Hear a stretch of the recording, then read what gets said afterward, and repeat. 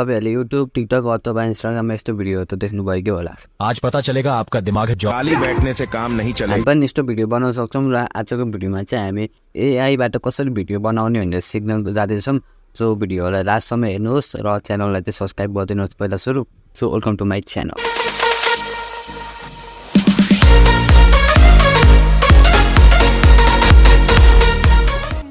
So video हेर्नुभन्दा अगाडि पहिला सब्स्क्राइब गरिदिनु channel. So let's start the video.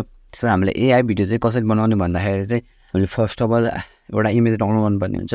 फ्रीमा धेरै इमेज जेनेरेट गर्ने वेबसाइटहरु छ।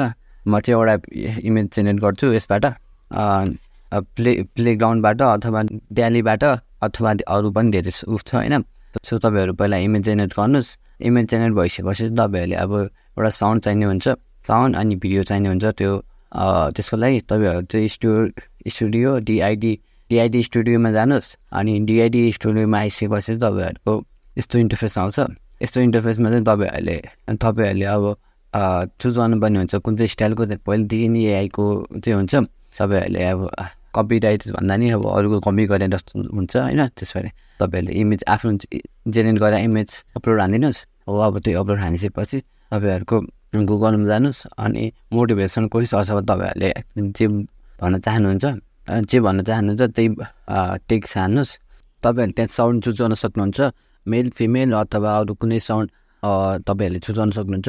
तपाईलाई जुन मन पर्यो साउन्ड त्यही साउन्ड युज गरेर अनि क्रिएट गरिदिनुस्। क्रिएट भएपछि तपाईले डाउनलोड गर्नुपर्ने हुन्छ, डाउनलोड गरिदिनुस्। सो तपाईहरुले देख्न सक्नुहुन्छ मेरो video. Make sure to subscribe Nepali idea.